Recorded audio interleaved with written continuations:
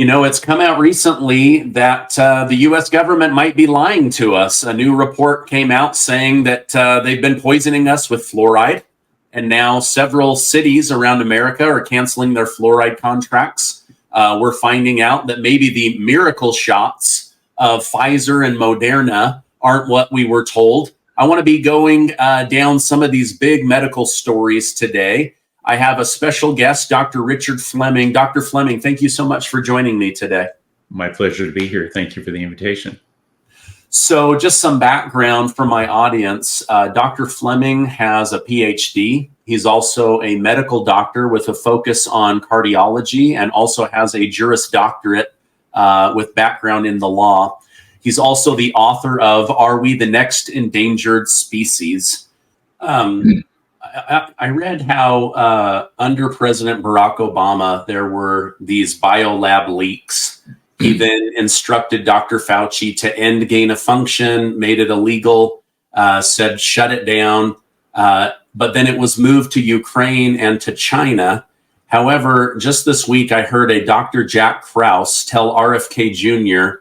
that Obama didn't shut it down, but secretly instructed Dr. Fauci to move it offshore, but continue to do gain of function research. Do you know anything about that? Yes, absolutely. And I've seen that video, and I can confirm some of what Dr. Krause says, because I'm actually about 5 to 10 years older than Dr. Krause. Okay. So I was there. I was trained by 3 of the doctors that were there when JFK's body was brought in.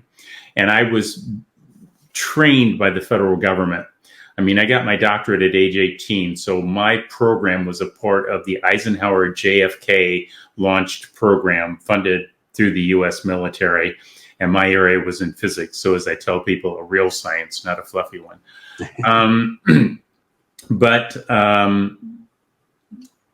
So your question, again, repeat it for me, because that's okay. Did Obama make it illegal, right, or did he secretly instruct Fauci to send it to Ukraine and China? Right. My apologies. So we know that labs have leaked. We've had biolab leaks for many, many years. I've detailed that in the book just for people to get a flavor of how many there have been. Obama only had an impact because scientists said, wait a minute, there's a problem. The University of Wisconsin labs and the Netherlands labs, we've got leaks coming out with H5N1. We've got a variety of issues that we're concerned about with, quote, gain of function or the change of these viruses, and in some cases, bacteria and other pathogens. The proposal that was written for Obama actually said we're going to close down gain of function with the exception of Barrick and Dazac. They were actually a part of the manual that was written for the government. So they actually wrote themselves into that manual, giving themselves an exception or an out. And nobody's bothered to read those documents, even though I've talked about them a couple of times. So they excuse themselves. And yes, we do know that a lot of this information was moved offshore in other countries. I mean, during 2021, before I wrote the first book, is COVID-19 a Bioweapon, a Scientific and Forensic Investigation, Fort Detrick was reaching out to me as a physicist to come work at Fort Detrick on infectious diseases funded by NIAID. And then when the first book came out, they went very, very quiet. We know that the Ukrainian labs were involved because on the 12th of November, 2019, the US DOD funded $419,511 for 2 grants to go through Metabiota and Black & Veatch, so your listeners should be paying attention to those names, to Ukrainian labs for a report on COVID, so that your viewers understand the viruses are actually 3 viruses that we call SARS-CoV-2, but it's actually 3 different viruses. The disease that the viruses cause is coronavirus disease, or COVID-19, first diagnosed in 2019. So when they were asking for a report on the 12th of November from Ukrainian labs on the disease COVID, they were asking for a disease report 7 weeks before the virus reportedly got out, right? So And now the DoD has wiped those records. One of the reasons why my book came out later than expected was because the publisher, Skyhorse, the editors say, wait a minute, Dr. Fleming, we can't find the DoD data you have listed here. And sure enough, they'd wiped it. But I'm a researcher. I've been a physicist for 50 years now. This is my 50th anniversary for my doctorate. And a physician for 38, an attorney for 10. So I keep records. I keep documents. So I have the old ones. And I also took screenshots of the new ones in case they try to eliminate those. And you'll see both in the book. And you'll see how the DoD has, no pun intended, no insult doctors, doctored the log, right? They've altered the log. And so the final chapter is called Obstruction of Justice, because when you go in and intentionally remove evidence of guilt of a crime, you've committed obstruction of justice, which is a crime in and of itself. So the DoD's done that, and it's laid out there. Wuhan, by the way, was a brand new BSL level 4 that opened in 2018. So 1 year before 2019. It had only been open for a year. And yet by the summer of 2019, early fall, they were in panic mode, asking for computer updates, asking for new incinerator systems, asking for new air filtration systems, less than a year and a half after they opened. So they knew they had a catastrophe on their hands, which tells me it wasn't intentional. Just like many of these lab leaks aren't intentional, at least the vast majority of people certainly didn't intend that way. And they went into panic mode. And that is kind of a saving grace for some of the data, because it caused people who thought they were in power to panic. And that panic showed up in emails, in conversations, in a variety of records that we've got our hands on. And we're going to eventually have a time when Fauci and Daszak and Collins and the rest of these people are taken to criminal court for breaking treaty law, the 1975 Biological Weapons Convention Treaty, for breaking the 1989 Anti-Terrorism Act, which is also includes the bioweapons, for breaking the 2012 18 U.S.C. Section 175, which goes further and says it's a bioweapon if you take something out of nature and you alter it. Duh. So to answer your question, Daszak and Barrett got around this because they wrote themselves out of it. But did they move it offshore? Absolutely. And and that work continued not only in Wuhan, but I mean, there's 44 labs, last count, in the Ukraine. So you want to know why we spent $200 billion going to Ukraine? I will tell you that in 2021 or 2022, the U.S. Department of Defense filed a report to the Biological Weapons Convention Treaty, stating that they went in, our U.S. DoD went into Ukraine and secured the pathogens.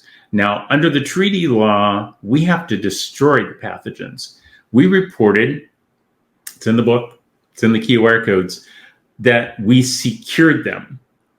So we violated the treaty, we violated 2 federal laws by securing them, and then we've spent $200 billion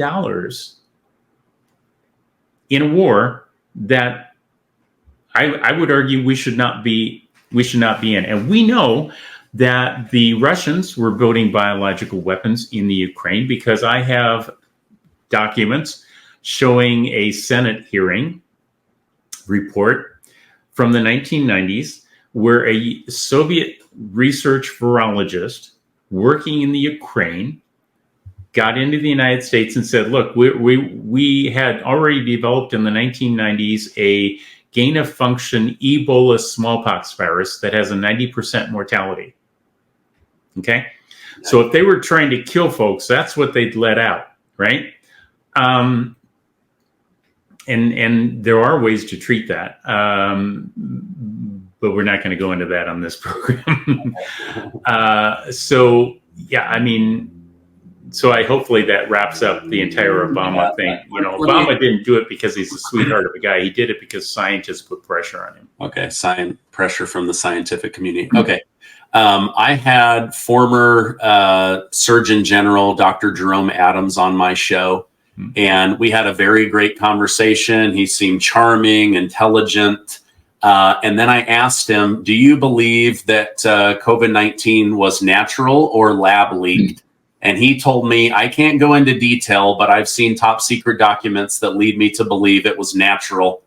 I didn't believe him. It didn't feel right to me. I'm just curious. Everyone's entitled to their own opinion, but based on all the research you've done, right, would you say that this was man-made and lab leaked, or would you say that this was naturally occurring? I would say that anybody who tells you that this is naturally occurring is either selling you something, on something, or both, because the science is pretty darn clear on it. There are several components about particularly the spike protein of this virus that are not found naturally occurring. You've undoubtedly heard a number of them. I've talked about them in a number of both of those books back there, the two COVID books and the Endangered Species book. I've done it in presentations, multiple presentations, and we put the data together showing that to begin with, in the early 2000s, Shizheng Li was working on something that I was also working on. We were working on it for different reasons. Shizheng Li is, quote, the bat lady out of Wuhan lab. And she was working on the glycoprotein 120 of HIV. Now, I was a medical student when HIV hit. I also knew Luc Montagnier. He and I were working on this several years before he passed away. And we knew, and I knew at that time, because I was an honor student doing research at the University of Iowa, and that was part of some of the work I was doing, was that there's a specific receptors in people known as NER5AC that is unique to people because we've lost certain capabilities that the lower animals have. And that NER5AC receptor is what the glycoprotein 120 of HIV attaches to. And it's also what this spike protein first attaches to, because the spike protein in the early 2000s, Shizheng Li reported in the literature, did a very good job. I mean, everybody's very proud of their work, right? That she had taken an HIV pseudovirus with glycoprotein 120 and merged it with SARS-CoV-1 and altered the virus to give it the glycoprotein 120 attachment site, which is unique to people. And that's the first attachment. So when you hear the spike protein attaches to the ACE2 receptor, that's the second step. They don't like to talk about the first step, which is the glycoprotein 120 attaching to the what's called the NER5AC sialic acid receptor. I don't expect people to remember that, but they dock, and then it swings the spike protein up to the ACE2 receptor. So that's one thing, the glycoprotein 120. We know you've undoubtedly heard the furin cleavage site. It's actually the furin processing site because it brings it in for cleavage. But that PRRA, or proline, arginine, arginine, alanine, which are 4 amino acids, and each amino acid has 3 nucleoside bases that code for it. So in other words, that's 12 nucleoside bases, which are genetic code sequences, and mutations occur 1 code sequence at a time, not 12. So this 4 amino acid, 12 nucleoside insertion doesn't exist in these other coronaviruses. And the US federal government owns the patent to this insertion site, right? Not somebody else. And so you know that the government would be suing somebody. It's critical because that PRRA not only has to do with cleaving the 2 parts of the spike protein, which are called S1 and S2. So that's what happens is the spike gets split and then the virus gets brought into the cell. This PRRA, furin cleavage site, owned by the government, is also involved in cancer and HIV. All right? So that's the second part. And we also know from Luc Montagnier and some friends that he was working with that there are 1,771 other insertions that match simian immune virus, so the HIV equivalent in apes. So that's a substantial number. That's more than 12, right? And then you have the fact that what it does is it changes the structure of the spike protein compared to SARS-CoV-1.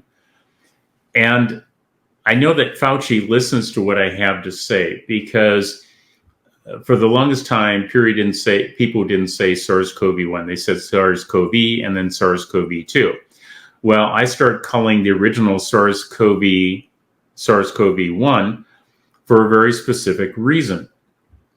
In the late 2000s, I think it was 2007, 2008, might have been 2006, there was a Chinese paper published where they put 4 viruses together. They put hepatitis C virus, they put HIV virus, they put what they called SARS-CoV-1 and what they called SARS-CoV-2. This is 2006 together, right? Okay. So I started calling it the original one, SARS-CoV-1. And then I noticed later on, much later on, Fauci started saying SARS-CoV-1. So I knew he was listening to me because nobody else was calling it that, which tells me if little old me is something that's bothering little old Dr. Fauci, I must be over the target on something that's exquisitely sensitive.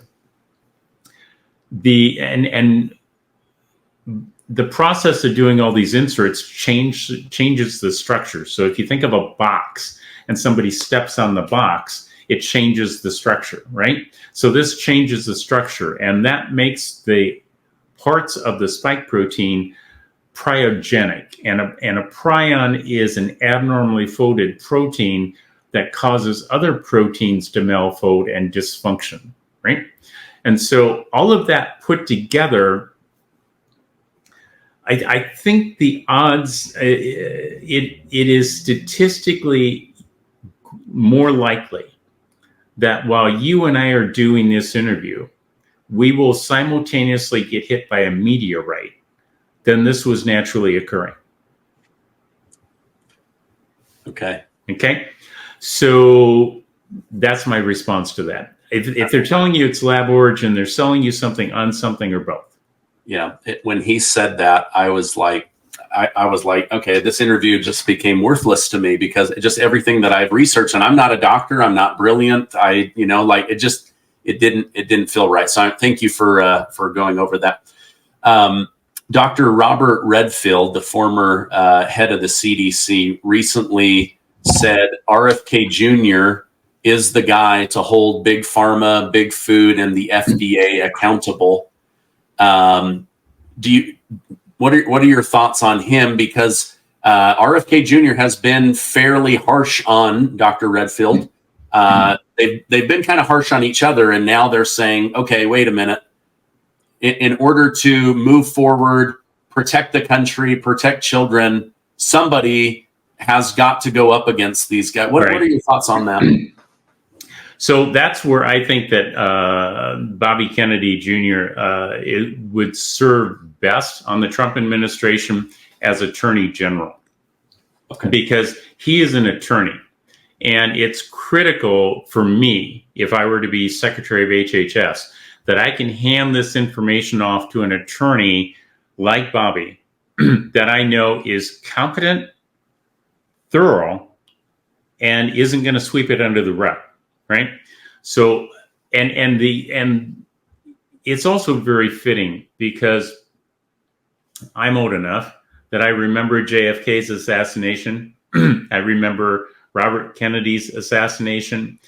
And there is a poetic justice to his son, Bobby Kennedy Jr., getting the position that his father had, Attorney General of the United States of America, to continue on and carry on his father's work in this new era where these military-industrial complex villains are taken to task and made to pay for what they've done with our country and other countries around the world. So I think it would be outstanding to see Bobby as Attorney General. And we have over 10,000 documents that I can already hand him, and that will put these people in prison, because there's no question about the documents. And to give you a flavor, Siri and his group got these through FOIA requests, these emails. Those emails are one document. We've got 10,000 documents. Wow. We've got Dr. Kevin McCarran in Japan, one of the world's premier animal model specialists for prion disease.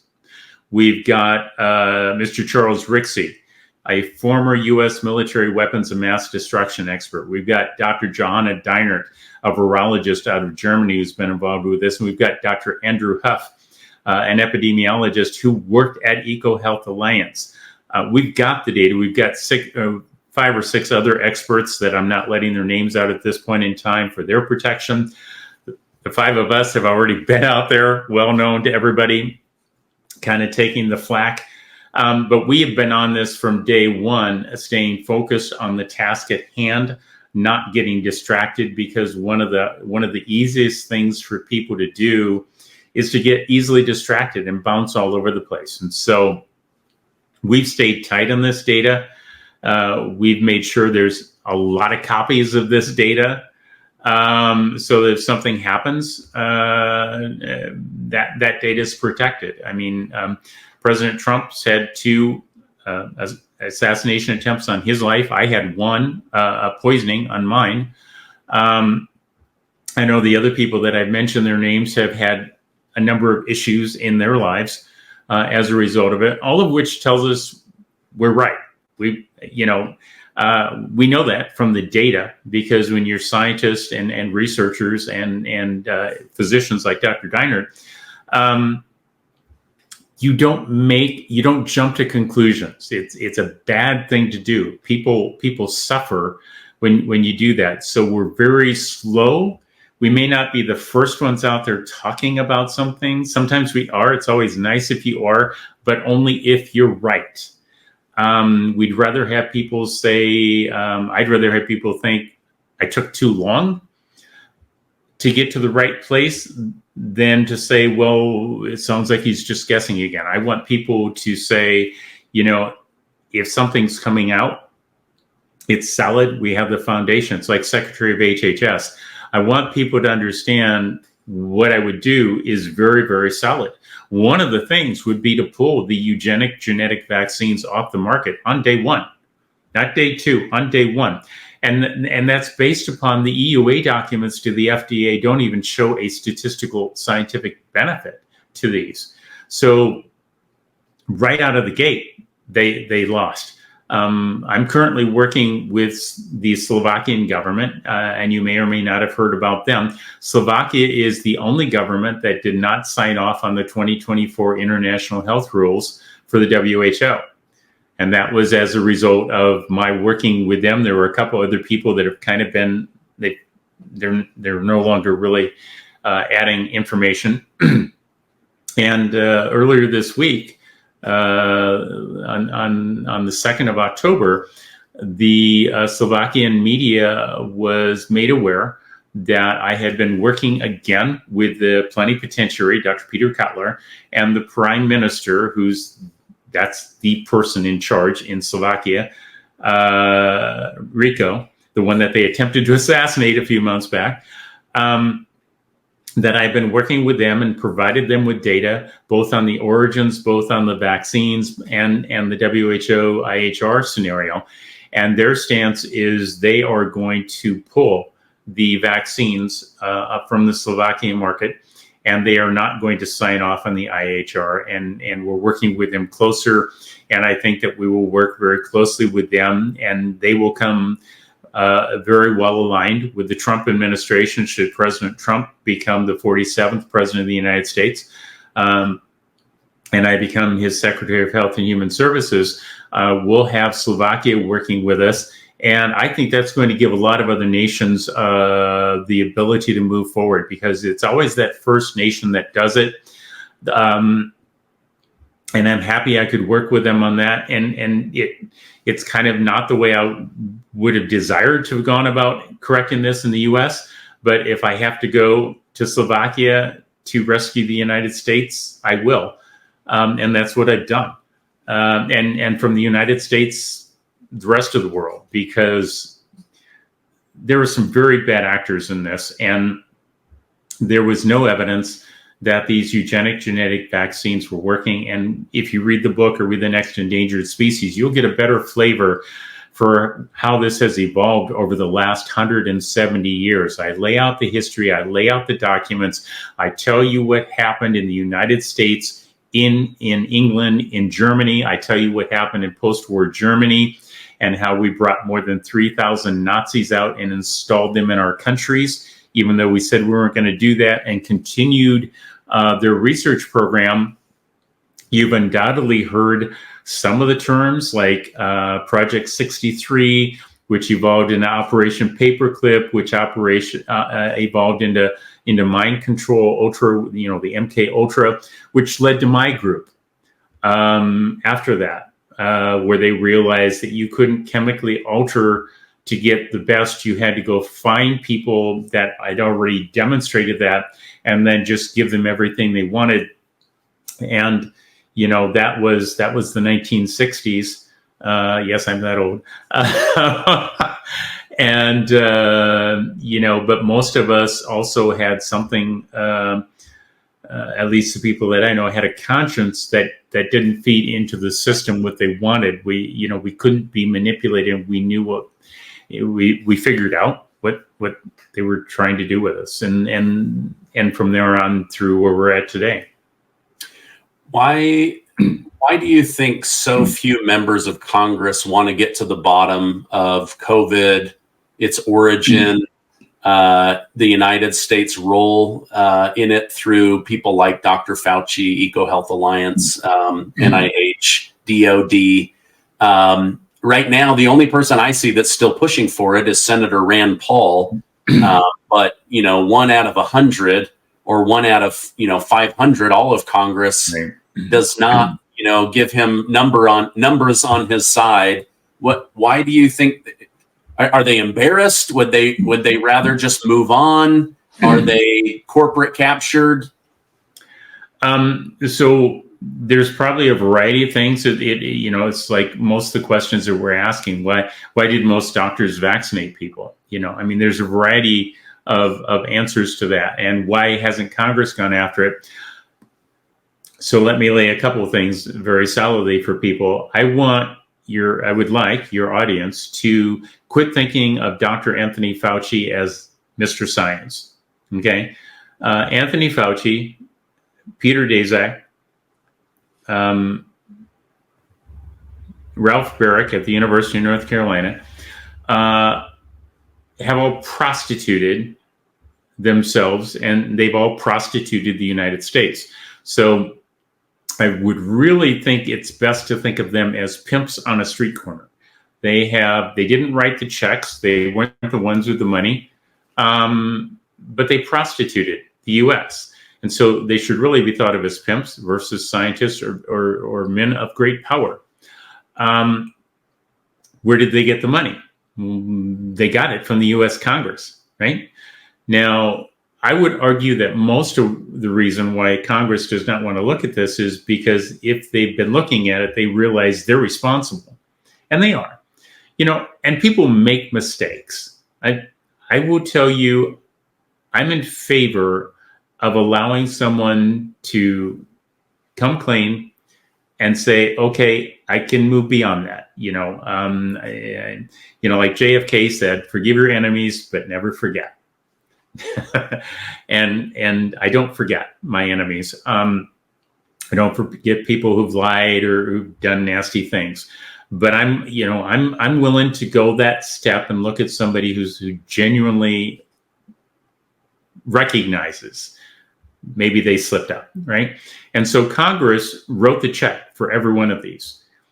What I didn't like in the Senate and the House hearings were when they said, well, we need another government agency to overlook this.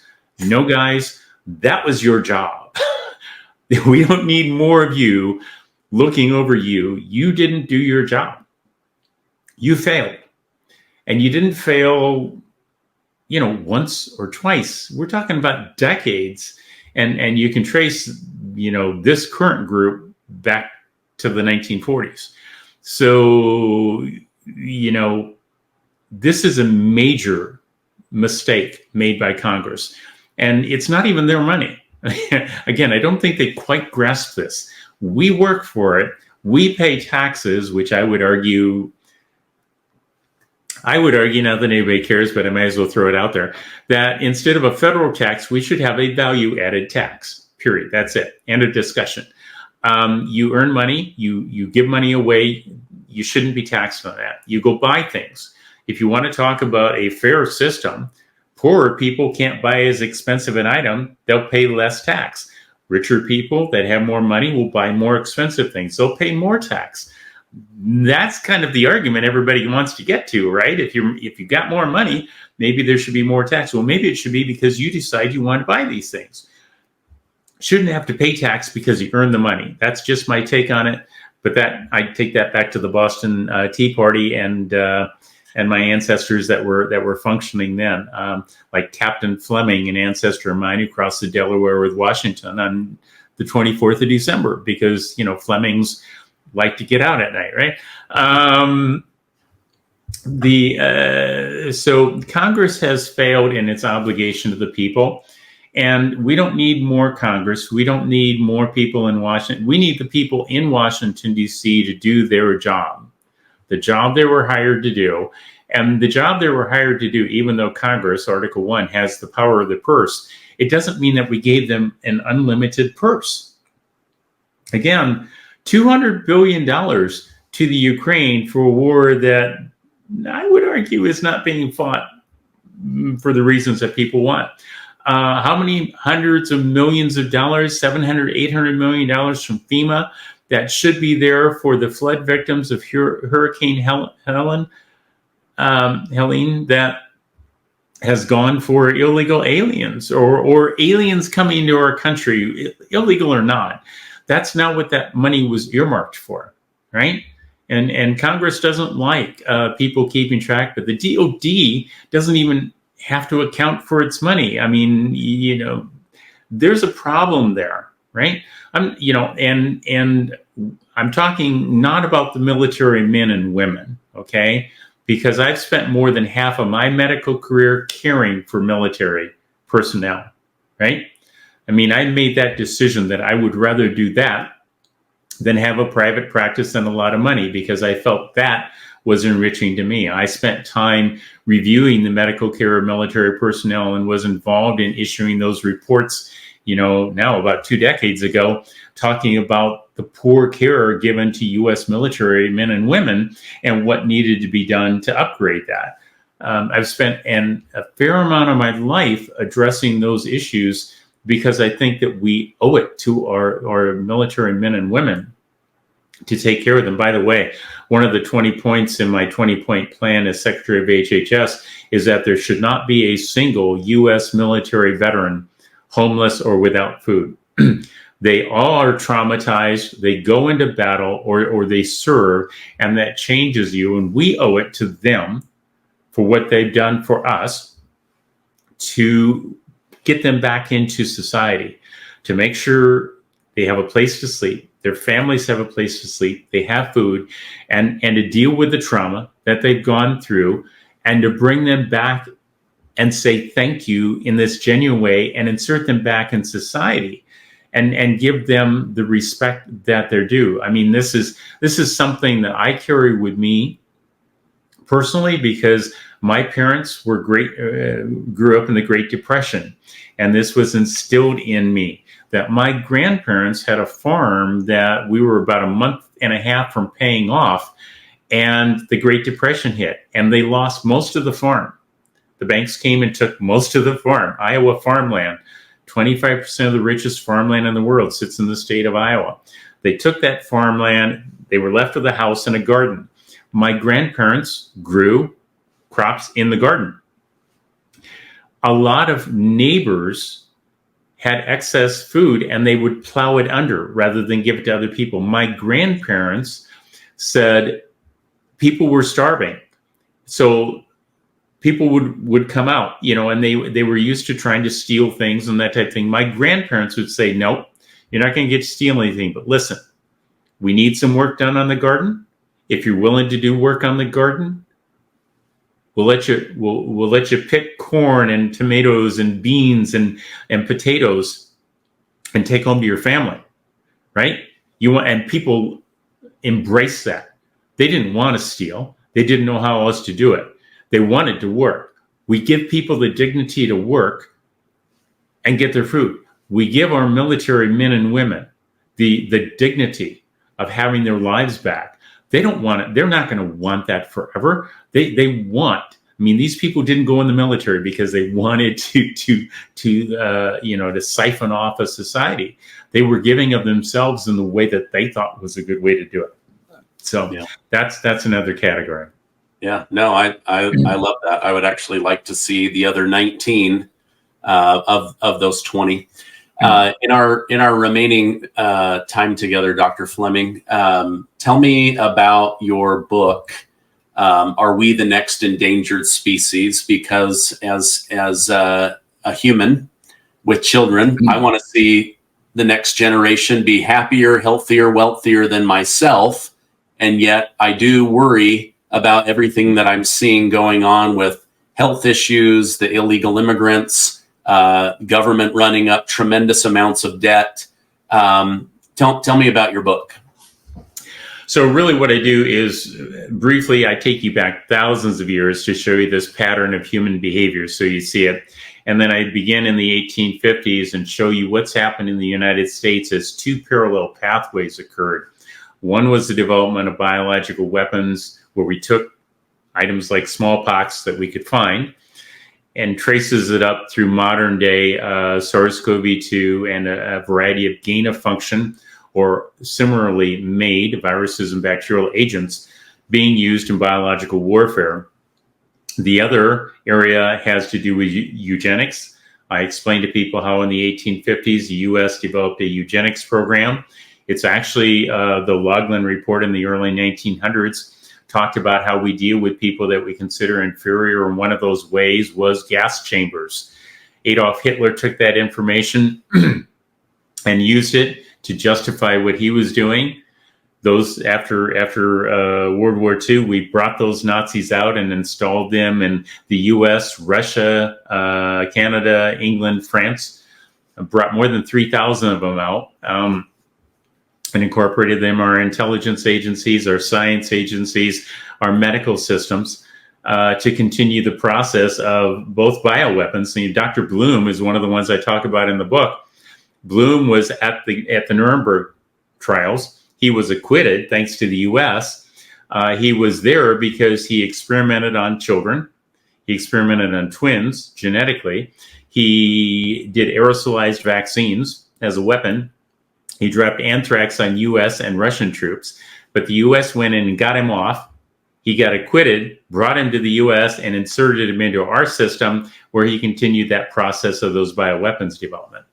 And then I bring you up to 2021 and show you that these two separate pathways, people think that they were connected. They weren't. The eugenics and the bioweapons pathways were separate. The eugenics program evolved into the vaccine program, where we've learned how to modify human DNA. And in the book, I bring you through that process of understanding the steps from Carrico and Weissman in 2008, where they made the first mRNA that we're using in this and showed that that they'd stabilized the molecule, that it wasn't useful as a vaccine.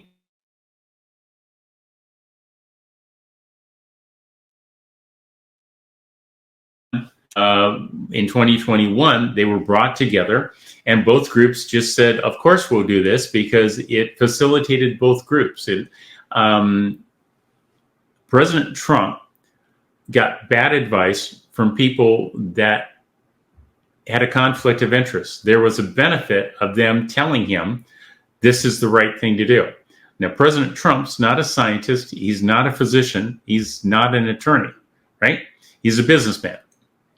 Now he's also a politician because he's had a little bit of training in that. But he's never going to be a scientist, physician, or an attorney. And so he depended upon these people. And as I told people a couple of weeks ago in Las Vegas, the problem for President Trump was that in his first term, he thought that when somebody said, I care about this country, they meant it like he meant it. Mm-hmm. And so he brought people on that sabotaged him and stabbed him in the back. And I've emphasized to people, as I've talked about this secretary position, that he needs people, I would argue, like myself, who say, I care about this country. I bloody well mean it. I'm not in this for me. I'm in this for the country that my ancestors fought for, that I want to leave to my children. And that's an obligation that I have. As old-fashioned, I don't care if it sounds old-fashioned. It shouldn't be old-fashioned. It should, in my opinion, be the way it is. We owe this to the people who got us here, and we owe it to the people that are following us, our children, grandchildren, and on, to do this right. And that means we don't stab him in the back. We do the country for the country, a job for the country, and not for ourselves. And we actually deal with these problems that need to be dealt with. In this second term, if he makes it, I believe those of us that should be in there are the ones that are going to say, I've got your back. I'm not going to stab you in the back. And I'm also not going to talk about things before it's time to talk about things. I'm not going to leak it. I'm going to get my job done, and I'm going to be successful, which is why I've got the 20-point plan, because on day one, when sworn in by, ratified by Congress, and I take that position on day one, I have things to sign into action. Okay, man, we gotta get Trump in. Take back the country. The whole thing has been mined.